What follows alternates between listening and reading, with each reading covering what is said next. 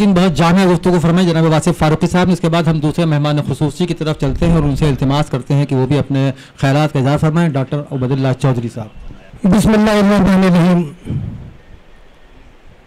मुअज़्ज़ज़ सामीन, हाज़िरीन जलसा, जनाब सदर, और बड़ी ही पुरकशिश रूहानी सी मजलिस, आदमी जितने भी थे उतने हैं, और एक अजीब सा समा बन गया है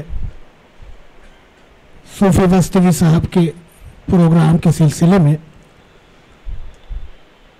बहुत कम बोलना बड़ा मुश्किल काम है और थोड़ा बहुत ज़्यादा करना यह बहुत आसान है। आज से 3 साल पहले आज ही के दिन 19 मार्च 2020 में हमको और अकबर अली बिलगरामी साहब को प्रोफेसर महमूद इलाही अवार्ड मिल रहा था।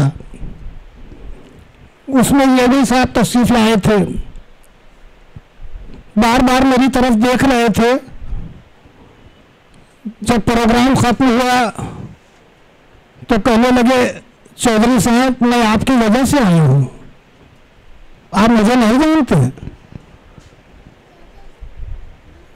मैंने कहा कि जानता तो नहीं हूं, लेकिन इतना जरूर पूछूंगा कि आप मुझे कैसे जानते हैं। कहने लगा कि मैं गोरखपुर में भी रह चुका हूं और आप ही के मोहल्ले में रह चुका हूं, और कई बार अख्तर बस्ती के साथ में आया था। और मैं ये कहने आया था कि जब आप अपनी किताब नज़रसानी शुदा एडिशन शाये करें तो बहैसियत अफसाना निगार मेरा भी नाम शामिल कर लें।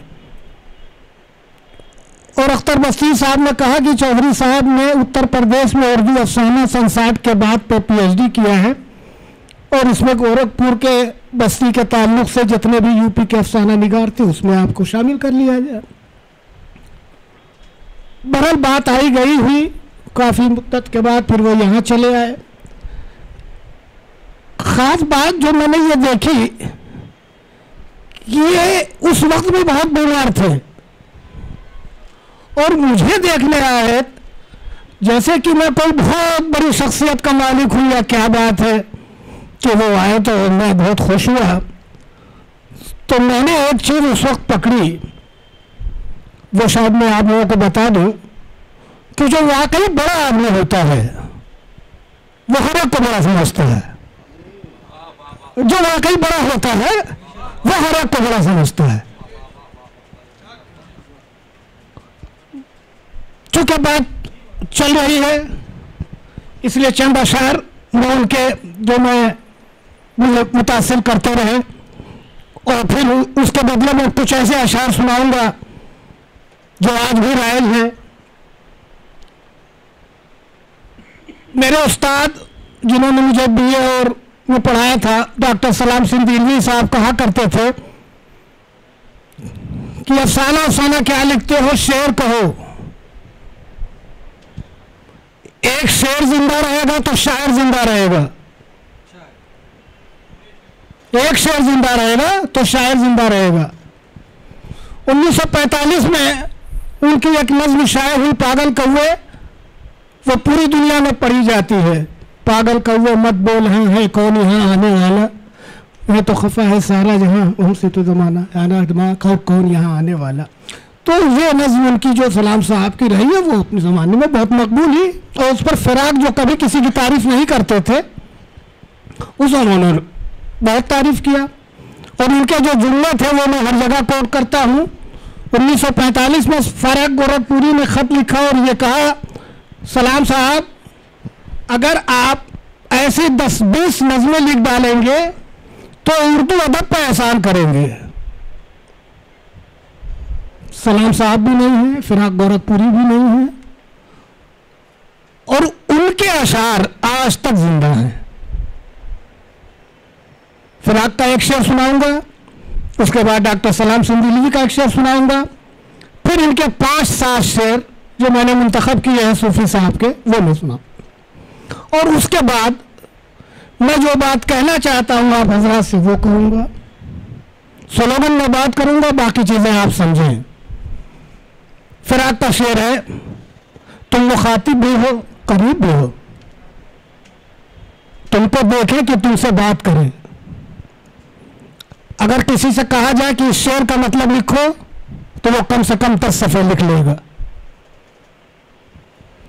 1935 का एक शेर है डॉक्टर सलाम सिंह का,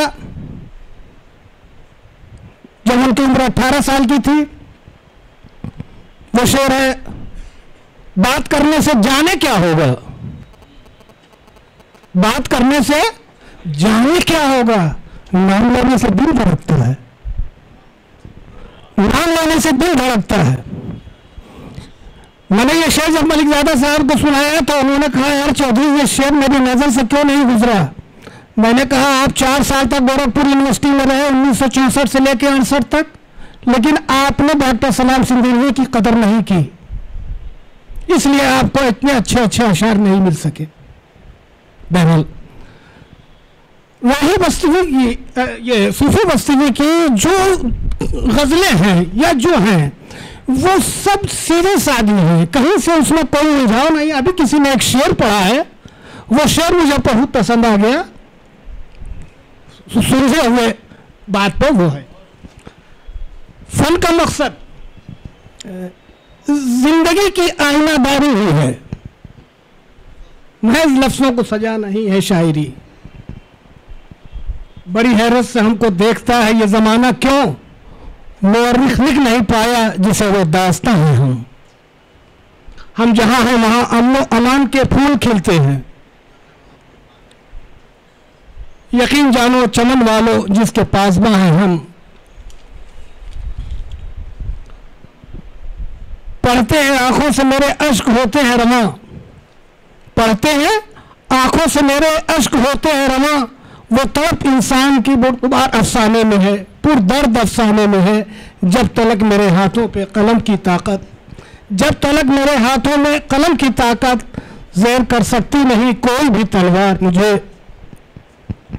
मेरे जीने का ये अंदाज बदल जाएगा, मेरे जीने का ये अंदाज बदल जाएगा।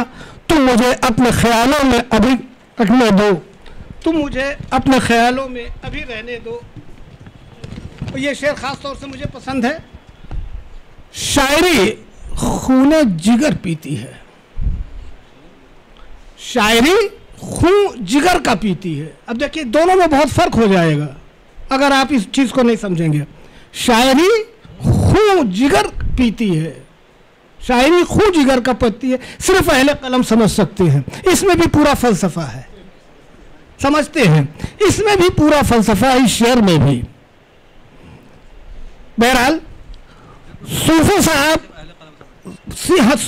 सूफी साहब की शायरी अपने आप में एक जिंदा जावियत है, वो हमेशा जिंदा रहेगी और हमेशा उसको पढ़ा जाएगा। हमारे अंदर की जो ताकत है वो ये है कि हर शायर ने अपने को बड़ा शायर समझ रखा है, ये हमारे अंदर की कमी है। हमने कभी दूसरे का शेर नहीं पढ़ना शुरू किया, सिर्फ अपना ही शेर पढ़ते हैं, और हमने मुताला भी नहीं किया है, जानते भी नहीं हैं, और शायर नंबर 1 बनना चाहते हैं। नहीं है चीज निकम्मी कोई जमाने में, कोई बुरा नहीं कुदरत के कारखाने में, ये अल्लामा इकबाल ने लिख दिया है। आप किसी की बुराई क्यों कर सकते हैं? अल्लामा इकबाल तो फलसफा हयात का शायर रहा है, उसने वो चीजें दी हैं कि जो दुनिया के और शायरों के लिए बड़ी मशेलें रह रही हैं।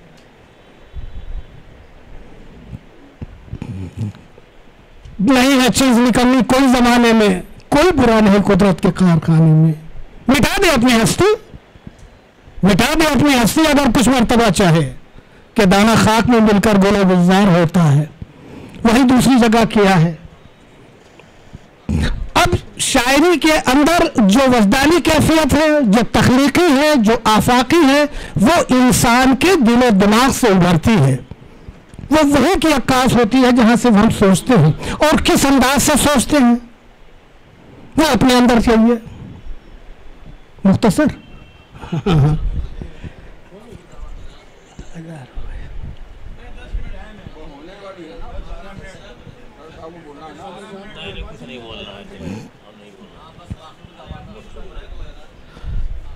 अज़ान हो जाने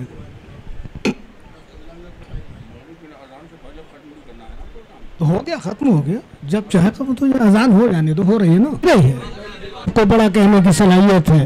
देखिए जिंदगी के साथ जब भी इंसान कोई भी काम कोई भी अमल करे तो उसका बदला अल्लाह रब्बुल इज्जत से चाहे, इंसान कोई नहीं दे सकता।